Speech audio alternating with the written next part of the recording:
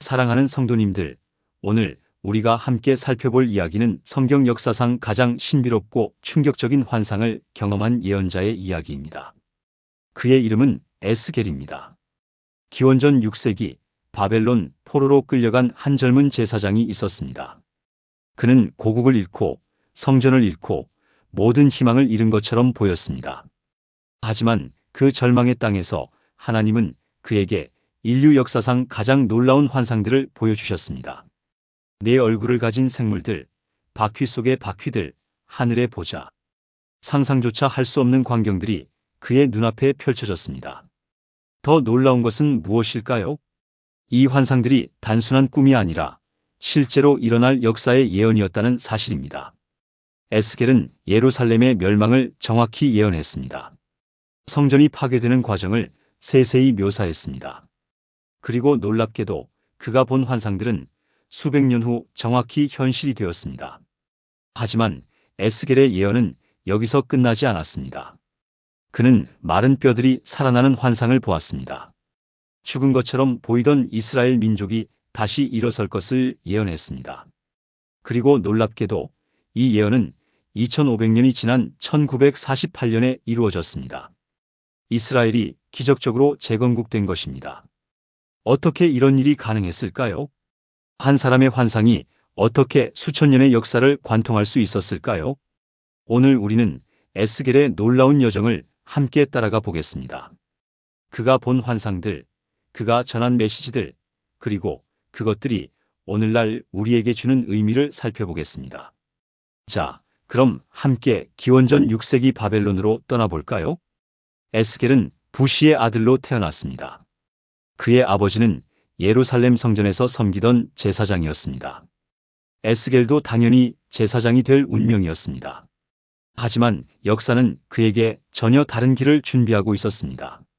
기원전 597년 바벨론의 느부갓네살 왕이 예루살렘을 공격했습니다. 당시 에스겔은 25살의 젊은이였습니다. 제사장 직무를 시작하려던 바로 그 나이였습니다. 그런데 바벨론 군대가 예루살렘을 포위했습니다. 성전은 약탈당했고 성전의 보물들이 빼앗겼습니다. 더 충격적인 것은 무엇이었을까요? 왕족들과 귀족들 그리고 제사장들이 포로로 끌려가게 된 것입니다. 에스겔도 그들 중 한 명이었습니다. 상상해 보십시오. 평생 성전에서 하나님을 섬기려고 준비했던 젊은이가 갑자기 이방 땅으로 끌려가는 모습을 말입니다. 그의 마음이 어땠을까요? 분노했을까요? 절망했을까요? 아니면 하나님께 질문했을까요? 바벨론까지의 여정은 약 1500km였습니다. 걸어서 3개월이 넘게 걸리는 먼 거리였습니다. 뜨거운 사막을 지나고 험한 산길을 넘어야 했습니다. 많은 사람들이 그 여정에서 죽어갔습니다. 노약자들은 견디지 못했습니다. 하지만 에스겔은 살아남았습니다. 그리고 마침내 바벨론에 도착했습니다. 그곳에서 그가 본 것은 무엇이었을까요? 거대한 성벽, 화려한 궁전, 그리고 하늘을 찌를 듯한 지구라트들. 바벨론은 당시 세계에서 가장 강력하고 부유한 도시였습니다. 에스겔과 다른 포로들은 그발 강가에 정착하게 되었습니다. 그발 강은 유프라테스 강에서 갈라져 나온 운하였습니다. 비옥한 땅이었지만 그들에게는 낯선 이방 땅이었습니다. 에스겔은 그곳에서 결혼도 했습니다. 사랑하는 아내를 만났습니다. 작은 집을 짓고 포로 공동체의 일원으로 살아갔습니다. 그는 성전 제사장이 될 수 없었습니다. 하지만 포로들 사이에서 존경받는 장로가 되었습니다. 사람들은 그의 지혜를 구했습니다. 그의 집에 모여 하나님의 말씀을 듣고자 했습니다. 에스겔은 그렇게 5년을 보냈습니다. 조용하고 평범한 삶이었습니다. 하지만 그의 30살 되던 해 모든 것이 바뀌었습니다. 기원전 593년 7월 5일 바로 그날이었습니다. 에스겔은 그발 강가에 앉아 있었습니다. 다른 포로들과 함께 있었을 것입니다. 아마도 하나님께 기도하고 있었을지도 모릅니다. 갑자기 하늘이 열렸습니다. 에스겔은 그것을 이렇게 기록했습니다. 하늘이 열리며 하나님의 모습이 내게 보이니. 에스겔 1장 1절 북쪽에서 폭풍 같은 바람이 불어왔습니다. 큰 구름과 함께 불이 번쩍이며 나타났습니다. 그 속에서 네 생물이 나타났습니다. 에스겔은 그들을 본 순간 숨이 멎었을 것입니다. 각 생물은 네 개의 얼굴을 가지고 있었습니다. 사람의 얼굴, 사자의 얼굴, 소의 얼굴, 독수리의 얼굴. 네 개의 날개가 있었고 발은 송아지 발처럼 반짝였습니다. 더 놀라운 것은 바퀴들이었습니다. 바퀴 속에 또 다른 바퀴가 있었습니다. 바퀴의 둘레에는 눈들이 가득했습니다. 이 생물들과 바퀴들은 함께 움직였습니다. 생물이 가면 바퀴도 갔습니다. 생물이 땅에서 올라가면 바퀴도 함께 올라갔습니다. 왜냐하면 생물의 영이 바퀴 속에 있었기 때문입니다. 에스겔은 이 광경을 어떻게 받아들였을까요? 두려웠을까요? 놀랐을까요? 아니면 경외감에 사로잡혔을까요? 그런데 환상은 여기서 끝나지 않았습니다. 생물들 위에 궁창 같은 것이 있었습니다. 수정처럼 빛나는 무서운 궁창이었습니다. 그 궁창 위에 보좌가 있었습니다. 남보석 같은 보좌였습니다. 그 보좌 위에 사람의 형상 같은 이가 계셨습니다. 그분의 허리 위는 단련한 금속 같았고 불같이 빛났습니다. 허리 아래는 불 같았고 주위에 광채가 있었습니다. 마치 비 온 후 구름에 있는 무지개 같았습니다. 에스겔은 그 모습을 보고 깨달았습니다. 이것이 여호와의 영광의 형상이라는 것을. 에스겔 1장 28절. 그는 엎드렸습니다.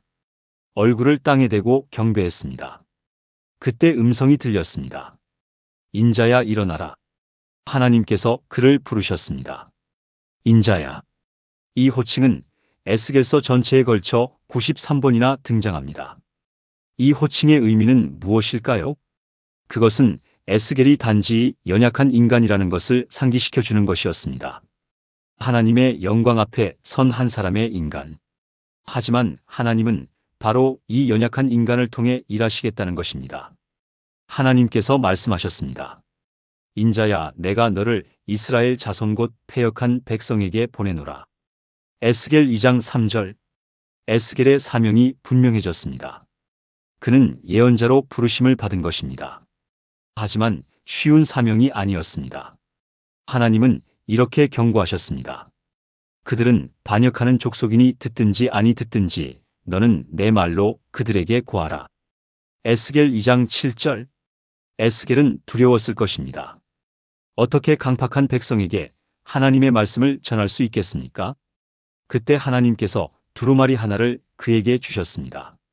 그 두루마리에는 안팎으로 글이 기록되어 있었습니다. 거기 기록된 것은 애가와 애곡과 재앙이었습니다. 하나님께서 명령하셨습니다. 인자야, 너는 받는 것을 먹으라. 이 두루마리를 먹고 가서 이스라엘 족속에게 말하라. 에스겔 3장 1절. 에스겔은 그 두루마리를 먹었습니다. 놀랍게도 그것이 입에서 꿀같이 달았습니다. 비록 그 내용이 심판의 메시지였지만 하나님의 말씀은 달았습니다. 그리고 하나님의 영이 그를 들어올렸습니다. 에스겔은 영 안에서 그 발로 돌아갔습니다. 그곳에서 7일 동안 말없이 앉아 있었습니다. 충격과 경외감 속에서. 상상해 보십시오. 평범한 포로 생활을 하던 사람이 갑자기 하나님의 영광을 보고 예언자로 부르심을 받았습니다. 그의 삶은 완전히 바뀌었습니다. 더 이상 그냥 제사장의 아들이 아니었습니다. 그는 이제 하나님의 파수꾼이었습니다. 7일 후 하나님께서 다시 그에게 말씀하셨습니다. 인자야, 내가 너를 이스라엘 족속의 파수꾼으로 세웠으니. 에스겔 3장 17절. 파수꾼의 임무는 무엇입니까? 성벽 위에서 적의 접근을 감시하는 것입니다. 위험이 보이면 백성에게 경고하는 것입니다. 만약 파수꾼이 경고하지 않으면 백성의 피를 그에게서 찾으실 것입니다. 하지만 파수꾼이 경고했는데도 백성이 듣지 않으면 그는 자기 생명을 보존한 것입니다. 에스겔의 책임이 얼마나 무거운지 아시겠습니까? 그는 이제 백성의 영적 생명을 책임지게 된 것입니다. 경고하지 않으면 그들의 피가 자신에게 돌아올 것입니다. 하지만 경고에도 듣지 않으면 그것은 그들의 책임입니다. 에스겔은 이 무거운 사명을 받아들였습니다. 그리고 그의 예언 사역이 시작되었습니다. 하지만 그 사역은 예상보다 훨씬 더 어렵고 고통스러웠습니다. 하나님께서 에스겔에게 첫 번째 상징적 행동을 명령하셨습니다. 인자야, 너는 벽돌 한 장을 가져다가 내 앞에 놓고 그 위에 예루살렘 성을 그리고. 에스겔 4장 1절. 에스겔은 벽돌에 예루살렘 성을 그렸습니다. 그리고 그 주위에 공격 진지를 세웠습니다. 운제와 토르를 만들고 진을 치고 공성태를 배치했습니다. 이것은 예루살렘이 포위될 것을 상징하는 것이었습니다. 그런데 하나님의 명령은 더 충격적이었습니다. 너는 또 쇠 전판을 가져다가 너와 그 성읍 사이에 쇠 성벽을 삼고. 에스겔 4장 3절.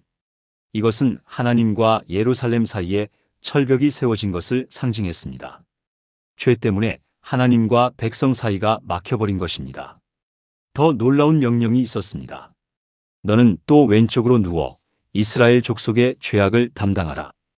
에스겔 4장 4절. 에스겔은 왼쪽으로 390일을 누워 있어야 했습니다. 그리고 오른쪽으로 40일을 더 누워 있어야 했습니다. 총 430일, 1년 이상을 한쪽으로만 누워 지내야 했습니다. 상상이 되십니까? 움직이지도 못하고 옆으로만 누워 있는 모습을. 얼마나 고통스러웠겠습니까? 근육은 굳어가고 몸은 욕창으로 고통받았을 것입니다. 하지만 이것은 단순한 고행이 아니었습니다. 이스라엘의 죄악을 상징적으로 담당하는 것이었습니다. 그리고 음식에 대한 명령도 있었습니다. 너는 또 밀과 보리와 콩과 팥과 조와 귀리를 가져다가 한 그릇에 담고. 에스겔 4장 9절. 이런 잡곡으로 빵을 만들어 먹어야 했습니다. 하루에 단지 20세겔, 약 230g만 먹을 수 있었습니다. 물도 하루에 6분의 1인, 약 600ml만 마실 수 있었습니다. 이것은 포위된 예루살렘의 기근을 상징하는 것이었습니다. 더 충격적인 것은 무엇이었을까요?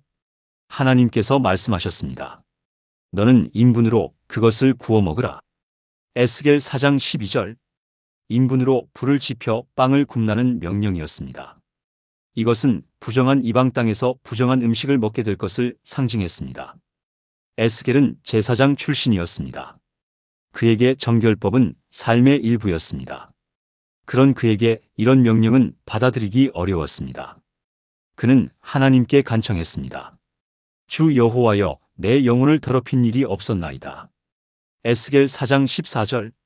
하나님은 그의 간청을 들으시고 소똥으로 대신하게 하셨습니다. 하지만 본질은 변하지 않았습니다. 부정함과 수치를 경험해야 한다는 것. 에스겔은 이 모든 것을 순종했습니다. 430일 동안 옆으로 누워 지냈습니다. 배급된 음식만 먹고 제한된 물만 마셨습니다. 사람들은 그를 보며 무슨 생각을 했을까요? 미쳤다고 생각했을까요? 아니면 하나님의 표적이라고 믿었을까요? 하지만 에스겔은 멈추지 않았습니다. 하나님께서 또 다른 상징적 행동을 명령하셨습니다. 인자야, 너는 날카로운 칼을 가져다가 이발사의 삭도로 삼아 내 머리털과 수염을 밀고. 에스겔 5장 1절. 에스겔은 머리카락과 수염을 밀었습니다. 제사장에게는 수치스러운 일이었습니다. 그리고 그 머리카락을 저울에 달아 3분했습니다. 3분의 1은 성읍 가운데서 불로 살랐습니다. 3분의 1은 칼로 쳤습니다. 3분의 1은 바람에 흩었습니다. 이것은 예루살렘에 임할 심판을 상징했습니다. 3분의 1은 전염병과 기근으로 죽을 것입니다. 3분의 1은 칼에 죽을 것입니다. 3분의 1은 사방에 흩어질 것입니다. 얼마나 무섭고 절망적인 예언입니까? 하지만 이것이 끝이 아니었습니다. 기원전 592년 에스겔이 집에 앉아 있었습니다. 유다의 장로들이 그의 앞에 앉아 있었습니다. 갑자기 주 여호와의 손이 그 위에 내렸습니다. 에스겔 8장 1절. 하나님의 영이 그를 사로잡았습니다. 머리털 같은 것이 그를 들어 올렸습니다. 그리고 환상 중에 예루살렘으로 데려가셨습니다. 에스겔은 성전 안으로 들어갔습니다. 그곳에서 그가 본 것은 무엇이었을까요? 충격적이고 끔찍한 광경이었습니다. 성전문에 우상이 세워져 있었습니다. 질투를 일으키게 하는 우상이었습니다. 에스겔은 벽을 뚫고 들어갔습니다. 거기서 이스라엘의 장로 70인이 향로를 들고 우상에게 분향하고 있었습니다. 벽에는 온갖 기어다니는 것과 가증한 짐승과 이스라엘 족속의 모든 우상이 그려져 있었습니다. 에스겔 8장 10절. 더 나아가니 여인들이 앉아서 담무스를 위하여 울고 있었습니다. 담무스는 바벨론의 이교 신이었습니다. 그리고 성전 내전 문 어귀에는 25명의 남자가 여호와의 전을 등지고 동쪽을 향하여 태양에 경배하고 있었습니다. 에스겔 8장 16절. 상상해 보십시오. 하나님의 거룩한 성전이 우상의 집이 되어버렸습니다. 제사장들과 백성들이 우상을 섬기고 있었습니다. 하나님을 등지고 태양을 숭배하고 있었습니다. 에스겔의 마음이 어땠겠습니까? 그는 제사장 가문 출신입니다. 성전은 그의 삶 전체였습니다. 그런데 그 성전이 이렇게 더럽혀졌다니. 하나님께서 말씀하셨습니다. 인자야, 내가 보았느냐? 유다 족속이 여기에서 행한 가증한 일이 작은 일이냐? 에스겔 8장 15절. 그리고 하나님은 심판을 선포하셨습니다. 내가 분노로 갚으리니 내 눈이 그들을 불쌍히 보지도 아니하며 긍휼을 베풀지도 아니하리니. 에스겔 8장 18절. 에스겔은 다음 환상을 보았습니다. 6명의 남자가 각기 살육병기를 들고 왔습니다. 그중 한 사람은 가는 베옷을 입고 허리에 서기관의 먹그릇을 찼습니다. 하나님께서 명령하셨습니다. 베옷 입은 사람에게는 예루살렘을 다니며 탄식하며 우는 사람들의 이마에 표를 그리라고 하셨습니다. 에스겔 9장 4절. 그리고 다른 사람들에게는 그 표가 없는 사람들을 늙은이든 젊은이든 여자든 어린아이든 다 죽이라고 명령하셨습니다. 에스겔은 이 환상을 보며 엎드려 부르짖었습니다. 아하, 주 여호와여, 예루살렘을 향하여 분노를 쏟으시오니 이스라엘의 남은 자를 다 멸하려 하시나이까? 에스겔 9장 8절.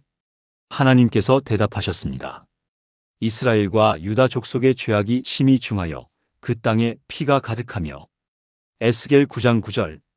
그리고 에스겔은 더 놀라운 광경을 보았습니다. 하나님의 영광이 성전을 떠나는 장면이었습니다. 여호와의 영광이 그룹들 위에서 올라가 성전 문지방에 이르렀습니다. 에스겔 10장 4절. 그리고 그룹들이 날개를 들고 성전 동문으로 나갔습니다. 여호와의 영광이 그 위에 있었습니다. 에스겔 10장 19절. 마침내 여호와의 영광이 성읍 중에서 올라가 성읍 동쪽 산에 머물렀습니다. 에스겔 11장 23절. 이것은 무엇을 의미합니까? 하나님께서 성전을 떠나신 것입니다. 하나님께서 예루살렘을 버리신 것입니다. 600년 넘게 하나님의 임재가 머물렀던 그 거룩한 곳을. 에스겔은 이 환상을 본 후 영안에서 갈대아로 돌아왔습니다. 그리고 포로들에게 하나님께서 보여주신 모든 것을 말했습니다. 에스겔 11장 25절. 사람들은 어떻게 반응했을까요? 믿었을까요? 아니면 미친 소리라고 무시했을까요? 대부분의 사람들은 믿지 않았습니다. 예루살렘은 안전하다고 생각했습니다.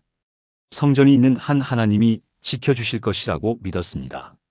거짓 예언자들도 평안을 외쳤습니다. 평안하다, 평안하다. 하지만 에스겔은 알고 있었습니다. 평안이 없다는 것을, 심판이 오고 있다는 것을. 그리고 기원전 588년 마침내 그 순간이 왔습니다. 바벨론 군대가 다시 예루살렘을 포위했습니다.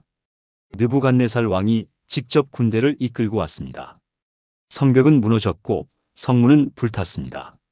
그날 하나님께서 에스겔에게 말씀하셨습니다. 인자야, 이 날짜를 기록하라. 바로 이날에 바벨론 왕이 예루살렘에 다가왔느니라. 에스겔 24장 2절. 그리고 하나님은 가마솥 비유를 주셨습니다. 가마솥을 걸어놓고 물을 부어놓고. 에스겔 24장 3절. 예루살렘은 가마솥이고 그 안의 백성들은 고기였습니다. 그들은 자신의 죄악 속에서 끓게 될 것이었습니다. 포위는 2년 반 동안 계속되었습니다. 성 안에서는 기근이 극심했습니다. 에스겔이 상징적으로 경험했던 바로 그 고통을 예루살렘 백성들이 실제로 겪고 있었습니다. 어머니들이 자기 자녀를 삶아 먹을 정도였습니다. 거리에는 굶주린 사람들의 시체가 널려 있었습니다. 그리고 마침내 기원전 586년 7월 예루살렘이 함락되었습니다. 성벽이 무너졌습니다. 바벨론 군대가 성 안으로 들어왔습니다.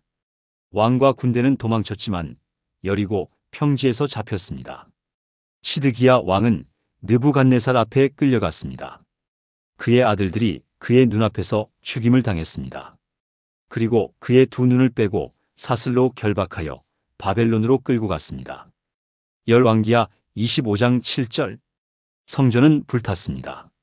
솔로몬이 지은 그 영광스러운 성전이, 400년 넘게 서 있던 그 성전이, 하나님의 궤가 있던 그 성전이 재가 되어버렸습니다. 바벨론 군대는 성전의 기둥들을 부수고 높바다를 깨뜨리고 모든 금과 은 그릇들을 빼앗아 갔습니다. 궁전도 불탔습니다. 모든 귀족의 집들도 불탔습니다. 예루살렘 성벽은 완전히 무너졌습니다. 바로 그날 에스겔에게 개인적인 비극이 찾아왔습니다. 하나님께서 말씀하셨습니다. 인자야, 내가 내 눈에 기뻐하는 것을 한번 치는 것으로 내게서 빼앗으리니. 에스겔 24장 16절. 에스겔의 아내가 죽었습니다. 그가 사랑했던, 눈에 기뻐하던 아내가 갑자기 세상을 떠났습니다. 상상해 보십시오. 예루살렘이 멸망하는 바로 그날 그의 아내도 죽었습니다. 얼마나 큰 충격이었겠습니까? 얼마나 슬펐겠습니까? 하지만 하나님의 명령은 더욱 충격적이었습니다. 너는 탄식하지 말며 죽은 자들을 위하여 울지 말며 수염을 가리지 말며 사람이 주는 음식물을 먹지 말라. 에스겔 24장 17절. 애도하지 말라는 명령이었습니다. 울지 말라는 명령이었습니다. 에스겔은 순종했습니다. 아침에 아내가 죽었고 저녁에 그는 명령받은 대로 행했습니다. 울지 않았습니다. 애도하지 않았습니다. 사람들이 물었습니다. 내가 행하는 이 일이 우리에게 무슨 상관이 있는지 너는 우리에게 말하지 아니하겠느냐? 에스겔 24장 19절. 에스겔이 대답했습니다. 하나님께서 예루살렘 성전을 더럽히실 것입니다. 그들의 아들, 딸들이 칼에 죽을 것입니다. 하지만 그들도 애도하지 못할 것입니다. 왜냐하면 그들의 죄악이 너무 크기 때문입니다. 에스겔 자신의 슬픔이 그들의 슬픔을 상징하는 것이었습니다. 얼마나 고통스러운 예언 사역입니까? 사랑하는 아내를 잃고도 울지 못하다니. 하지만 이것이 예언자의 사명이었습니다. 자신의 삶 전체로 하나님의 메시지를 전하는 것. 예루살렘이 함락되고 5개월 후 소식이 바벨론에 도착했습니다. 도망쳐온 사람이 에스겔에게 와서 말했습니다. 성읍이 함락되었나이다. 에스겔 33장 21절. 에스겔의 입이 열렸습니다. 그는 다시 말할 수 있게 되었습니다. 하나님께서 그의 입을 막으셨다가 이제 열어주신 것입니다. 포로들은 충격에 빠졌습니다. 그들의 희망이 무너졌습니다. 예루살렘이 정말로 멸망했다니, 성전이 정말로 불탔다니, 그들은 절망했습니다. 우리의 허물과 죄가 이미 우리에게 있어 우리가 그 중에서 쇠퇴하니 어찌 능히 살리이까? 에스겔 33장 10절. 모든 것이 끝난 것 같았습니다. 이스라엘이라는 나라는 더 이상 존재하지 않았습니다. 왕도 없고 성전도 없고 나라도 없었습니다. 그들은 이방 땅에 흩어진 난민이 되었습니다. 하지만 에스겔의 메시지는 여기서 끝나지 않았습니다. 심판의 메시지 후에 희망의 메시지가 왔습니다. 하나님께서 에스겔을 골짜기로 데려가셨습니다. 그곳은 뼈들로 가득한 골짜기였습니다. 그 뼈들이 골짜기 지면에 심이 많고 아주 말랐더라. 에스겔 37장 2절. 하나님께서 물으셨습니다. 인자야, 이 뼈들이 능히 살 수 있겠느냐? 에스겔이 대답했습니다. 주 여호와여, 주께서 아시나이다. 에스겔 37장 3절. 그는 알지 못했습니다. 마른 뼈들이 어떻게 다시 살 수 있겠습니까? 하지만 하나님은 할 수 있으셨습니다. 하나님께서 명령하셨습니다. 너는 이 뼈들에게 대언하여 이르기를 너희 마른 뼈들아 여호와의 말씀을 들으라. 에스겔 37장 4절. 에스겔이 명령받은 대로 대언했습니다.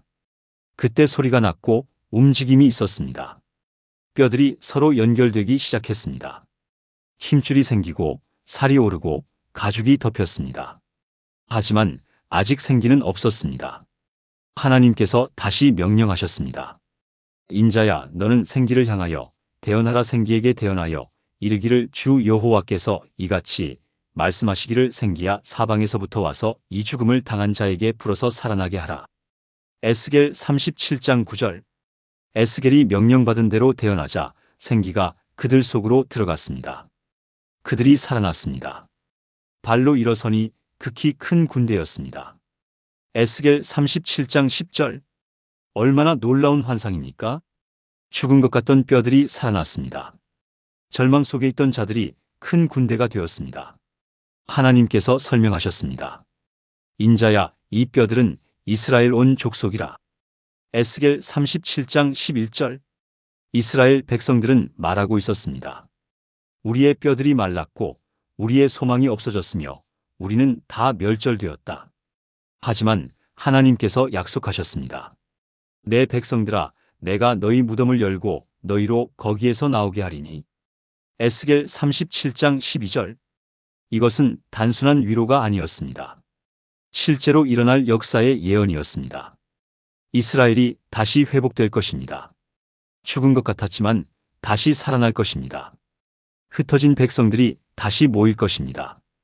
그리고 하나님께서 또 다른 환상을 주셨습니다. 두 막대기의 환상이었습니다. 하나는 유다를 위한 것이고 하나는 요셉을 위한 것이었습니다. 에스겔 37장 16절. 하나님께서 두 막대기를 하나로 합치라고 명령하셨습니다. 이것은 분열되었던 이스라엘이 다시 하나가 될 것을 의미했습니다. 남왕국과 북왕국이 다시 통일될 것입니다. 한 목자 아래에서 한 나라가 될 것입니다. 에스겔 37장 22절. 그리고 가장 놀라운 약속이 있었습니다. 내가 그들과 화평의 언약을 세우며 이것이 영원한 언약이 되리라. 에스겔 37장 26절. 내가 내 성소를 그들 가운데에 세워 영원히 이르게 하리니. 에스겔 37장 26절. 새로운 성전이 세워질 것입니다. 하나님께서 그들 가운데 영원히 거하실 것입니다. 에스겔은 이 환상들을 백성들에게 전했습니다. 절망 속에 있던 사람들에게 희망을 주었습니다. 멸망한 것 같았지만 하나님의 계획은 끝나지 않았습니다. 심판 후에 회복이 있습니다. 죽음 후에 부활이 있습니다. 흩어짐 후에 모임이 있습니다. 그리고 기원전 573년 에스겔이 포로로 잡혀온 지 25년째 되던 해, 하나님께서 그에게 마지막 큰 환상을 보여주셨습니다. 하나님의 손이 에스겔을 들어 이스라엘 땅으로 데려갔습니다. 매우 높은 산 위에 세우셨습니다. 그곳에서 남쪽을 향하여 성읍 형상 같은 것이 있었습니다. 에스겔 40장 2절. 한 사람이 나타났습니다. 그 모양이 녹 같았고 손에는 3줄과 측량하는 장대를 가지고 있었습니다. 그 사람이 말했습니다. 인자야, 내가 내게 보이고자 하는 그것을 눈으로 보고 귀로 듣되 내 마음으로 생각할지어다. 에스겔 40장 4절. 그리고 그는 에스겔에게 새 성전을 보여주기 시작했습니다. 성전의 동문, 외부 뜰, 내부 뜰, 모든 것을 자세히 측량했습니다. 문의 너비, 기둥의 높이, 방들의 크기. 에스겔은 모든 것을 세세히 기록했습니다. 이 새 성전은 솔로몬의 성전보다 컸습니다. 더 영광스러웠습니다. 그리고 가장 놀라운 순간이 왔습니다. 에스겔은 동문으로 갔습니다. 그때 이스라엘 하나님의 영광이 동쪽에서부터 오는데 그 소리가 많은 물소리 같았고 땅은 그 영광으로 말미암아 빛났습니다. 에스겔 43장 2절. 이것은 에스겔이 처음 본 환상과 같았습니다. 그발 강가에서 본 바로 그 영광이었습니다. 에스겔은 엎드렸습니다. 여호와의 영광이 동문을 통하여 성전으로 들어갔습니다. 에스겔 43장 4절. 하나님께서 성전을 떠나셨던 것을 기억하십니까? 에스겔 11장에서 여호와의 영광이 예루살렘을 떠났습니다. 하지만 이제 돌아오셨습니다. 새 성전으로 들어오셨습니다. 하나님의 임재가 다시 백성들과 함께 하실 것입니다. 하나님께서 선포하셨습니다. 인자야, 이는 내 보좌의 처소, 내 발을 두는 곳이라. 에스겔 43장 7절. 내가 이스라엘 족속 가운데에 영원히 거주하리라. 에스겔 43장 7절. 영원히 더 이상 떠나지 않으실 것입니다. 더 이상 버려지지 않을 것입니다. 그리고 에스겔은 성전에서 흘러나오는 물을 보았습니다. 성전 문지방 밑에서 물이 흘러나왔습니다. 동쪽으로 흘러갔습니다. 그 물이 점점 깊어졌습니다. 발목까지, 무릎까지, 허리까지, 마침내 헤엄칠 만큼 깊어졌습니다. 에스겔 47장 5절. 이 물은 어디로 갔을까요? 동쪽 지방으로 흘러 사해로 들어갔습니다. 그러자 그 물이 소성되었습니다. 사해의 죽은 물이 살아났습니다. 물고기가 심이 많았습니다. 강가에는 각종 나무가 자랐습니다. 그 잎사귀는 시들지 않고 열매는 끊이지 않았습니다. 달마다 새 열매를 맺었습니다. 그 열매는 먹을만하고 잎사귀는 약재료가 되었습니다. 에스겔 47장 12절. 얼마나 아름다운 환상입니까? 성전에서 생명수가 흘러나옵니다.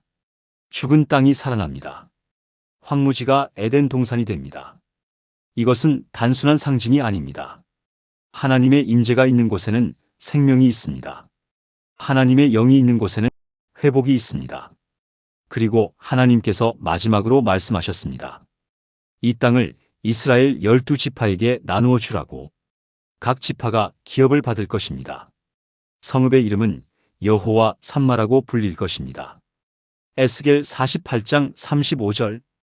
여호와 삼마. 여호와께서 거기 계시다는 뜻입니다. 이것이 가장 중요한 메시지였습니다. 하나님께서 함께 계신다는 것, 떠나지 않으시고 영원히 함께 계신다는 것. 에스겔의 예언 사역은 약 22년간 계속되었습니다. 기원전 593년부터 571년까지 그는 충실하게 하나님의 말씀을 전했습니다. 듣든지 아니 듣든지 그는 파수꾼의 임무를 다했습니다. 에스겔의 예언들은 어떻게 성취되었을까요? 예루살렘의 멸망은 정확히 이루어졌습니다. 그가 예언한 대로 성전이 불탔습니다. 백성들이 흩어졌습니다. 하지만 희망의 예언들도 성취되기 시작했습니다. 기원전 538년 바벨론이 페르시아에 의해 멸망했습니다. 페르시아의 고레스 왕이 유대인들을 고국으로 돌려보냈습니다. 흩어졌던 백성들이 다시 모이기 시작했습니다. 기원전 516년 성전이 재건되었습니다.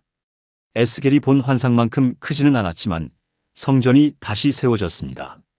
하나님의 임재가 다시 그들과 함께 하셨습니다. 그리고 놀랍게도 에스겔의 예언은 훨씬 더 먼 미래에도 성취되었습니다. 마른 뼈들이 살아나는 환상을 기억하십니까?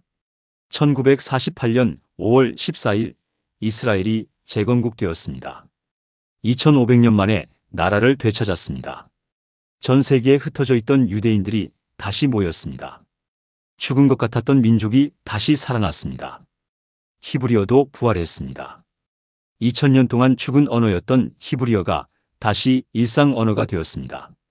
황무지였던 땅이 다시 푸르러졌습니다. 에스겔이 본 환상 그대로 사막이 정원이 되었습니다. 물론 에스겔의 모든 예언이 다 성취된 것은 아닙니다. 새 성전의 환상은 아직 완전히 이루어지지 않았습니다. 성전에서 흘러나오는 생명수의 환상도 마찬가지입니다. 많은 학자들은 이 예언들이 궁극적으로 메시아 시대에 완전히 성취될 것이라고 믿습니다. 에스겔의 삶은 쉽지 않았습니다. 그는 조국을 잃었습니다. 성전을 잃었습니다. 사랑하는 아내도 잃었습니다. 사람들에게 비웃음을 받았습니다. 이상한 행동을 하며 살아야 했습니다. 430일을 옆으로 누워 지냈습니다. 제한된 음식만 먹었습니다. 머리카락과 수염을 밀었습니다. 아내가 죽었어도 울지 못했습니다. 하지만 그는 충실했습니다. 끝까지 하나님의 말씀을 전했습니다. 그의 메시지는 두 가지였습니다. 첫째, 하나님은 거룩하시고 공의로우십니다. 죄는 반드시 심판받습니다. 아무리 선택받은 백성이라도 죄를 지으면 벌을 받습니다. 성전이 있다고 제사를 드린다고 안전한 것이 아닙니다. 진정한 회개와 순종이 필요합니다. 둘째, 하나님은 자비로우시고 신실하십니다. 심판 후에 회복이 있습니다. 하나님의 약속은 반드시 이루어집니다. 아무리 절망적으로 보여도 하나님은 포기하지 않으십니다. 마른 뼈들도 다시 살릴 수 있는 분이십니다.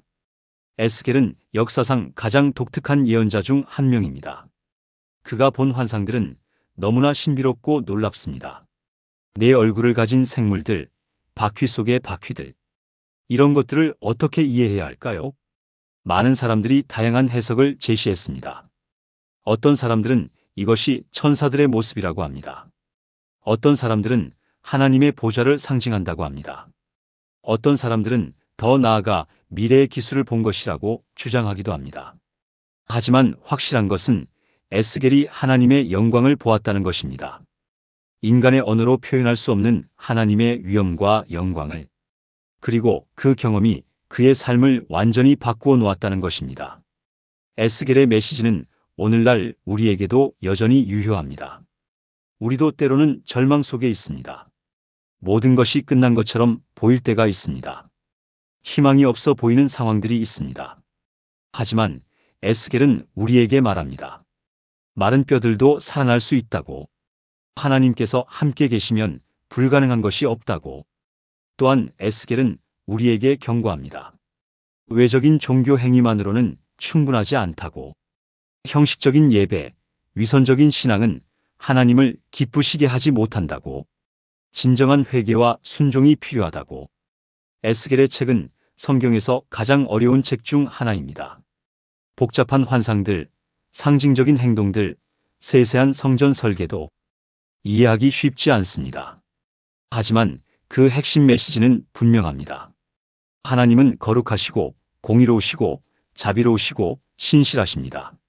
하나님은 자신의 백성을 포기하지 않으십니다.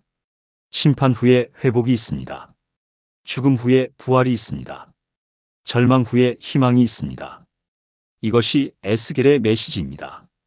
에스겔 자신에 대해서는 많이 알려져 있지 않습니다. 그가 언제 죽었는지, 어떻게 죽었는지도 확실하지 않습니다. 전승에 따르면 그는 바벨론에서 생을 마쳤다고 합니다. 지금도 이라크의 알마이너스 키풀이라는 곳에 에스겔의 무덤이라고 전해지는 곳이 있습니다. 수천 년 동안 유대인들과 무슬림들의 순례지가 되어 왔습니다. 하지만 확실한 것은 그의 메시지가 살아있다는 것입니다. 그가 기록한 예언들이 여전히 우리에게 말하고 있다는 것입니다. 에스겔은 극한의 상황에서 하나님의 음성을 들었습니다. 포로 생활이라는 절망 속에서 희망의 메시지를 전했습니다. 개인적인 고통 속에서도 사명을 포기하지 않았습니다. 그는 진정한 예언자였습니다. 하나님의 말씀을 있는 그대로 전하는 사람. 인기를 얻기 위해 메시지를 바꾸지 않는 사람. 자신의 생각이 아니라 하나님의 뜻을 선포하는 사람. 오늘날 우리에게도 이런 충성된 종들이 필요합니다. 진리를 타협하지 않는 사람들. 어려운 상황에서도 하나님의 말씀을 붙들고 살아가는 사람들. 절망 속에서도 희망을 잃지 않는 사람들. 에스겔의 이야기를 통해 우리는 배웁니다. 하나님은 가장 어두운 곳에서도 일하신다는 것을. 가장 절망적인 상황에서도 희망이 있다는 것을. 죽은 것 같은 뼈들도 다시 살릴 수 있는 하나님이시라는 것을. 사랑하는 성도님들, 에스겔의 이야기가 우리에게 주는 교훈은 무엇일까요? 첫째, 하나님의 영광은 장소에 제한받지 않습니다. 에스겔은 예루살렘 성전이 아니라 바벨론 포로 수용소에서 하나님의 영광을 보았습니다. 하나님은 어디에나 계십니다. 우리가 어떤 상황에 있든 하나님은 우리와 함께 하실 수 있습니다. 둘째, 진정한 예배는 외적 형식이 아니라 내적 진실함에 있습니다. 에스겔 시대의 사람들은 성전에서 제사를 드렸지만 마음은 우상을 섬겼습니다. 하나님은 그런 위선을 싫어하십니다. 진정한 예배는 마음과 삶으로 드리는 것입니다. 셋째, 하나님의 심판은 실제합니다. 에스겔의 예언대로 예루살렘은 멸망했습니다. 하나님은 죄를 간과하지 않으십니다. 우리는 하나님의 거룩하심을 두려워해야 합니다. 넷째, 하나님의 회복도 실제합니다. 마른 뼈들이 살아났습니다. 이스라엘이 재건국되었습니다. 하나님의 약속은 반드시 이루어집니다. 다섯째, 개인의 책임이 중요합니다. 에스겔 18장에서 하나님은 말씀하십니다. 각 사람은 자기 죄로 인해 죽는다고. 우리는 각자 하나님 앞에서 책임을 져야 합니다. 여섯째, 파수꾼의 사명을 잊지 말아야 합니다. 우리도 영적 파수꾼입니다. 진리를 알면 전해야 합니다. 위험을 보면 경고해야 합니다. 일곱째, 하나님의 임재가 가장 중요합니다. 여호와 여호와께서 거기 계시다. 이것이 가장 큰 축복입니다. 하나님께서 함께 계시면 모든 것이 가능합니다. 에스겔의 환상들은 신비롭고 이해하기 어렵습니다. 하지만 그 핵심은 분명합니다. 하나님은 살아계십니다. 하나님은 역사를 주관하십니다. 하나님은 자신의 백성을 사랑하십니다. 그리고 하나님의 계획은 반드시 이루어집니다. 우리가 에스겔처럼 충성되게 살아갈 수 있기를 기도합니다. 절망 속에서도 희망을 잃지 않고, 고난 속에서도 사명을 포기하지 않고, 끝까지 하나님의 말씀을 붙들고 살아가기를. 에스겔이 본 환상들은 단순한 꿈이 아니었습니다. 그것은 하나님의 계시였고 역사의 예언이었습니다. 수천 년이 지난 지금도 그 예언들은 계속 성취되고 있습니다. 그리고 아직 성취되지 않은 예언들도 반드시 이루어질 것입니다. 마지막으로 에스겔의 가장 중요한 메시지를 기억합시다. 하나님께서 우리와 함께 계십니다. 여호와 삼마, 여호와께서 거기 계시다. 이것이 우리의 희망입니다. 이것이 우리의 위로입니다. 이것이 우리의 힘입니다. 어떤 상황에서도 하나님은 함께 계십니다. 포로 수용소에서도, 절망의 골짜기에서도, 마른 뼈들 사이에서도 하나님은 거기 계십니다. 그리고 생명을 주시고 희망을 주시고 미래를 주십니다. 오늘 우리가 함께 살펴본 에스겔의 이야기가 여러분의 마음에 깊이 새겨지기를 바랍니다. 혹시 지금 절망 속에 계신가요? 마른 뼈처럼 모든 희망이 사라진 것 같나요? 에스겔을 기억하십시오.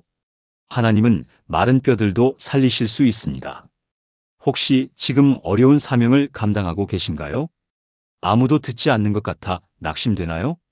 에스겔을 기억하십시오. 그는 듣든지 아니 듣든지 끝까지 말씀을 전했습니다. 혹시 지금 하나님이 멀게만 느껴지나요? 하나님께서 나를 버리신 것 같나요? 에스겔을 기억하십시오. 하나님은 가장 어두운 곳에서 자신의 영광을 보여주셨습니다. 이 영상이 도움이 되셨다면 좋아요 버튼을 눌러주시고 댓글로 여러분의 생각을 나누어 주십시오. 구독과 알림 설정도 부탁드립니다. 다음에도 더 좋은 내용으로 찾아뵙겠습니다. 여러분 모두에게 하나님의 은혜와 평강이 함께 하시기를 축복합니다. 감사합니다.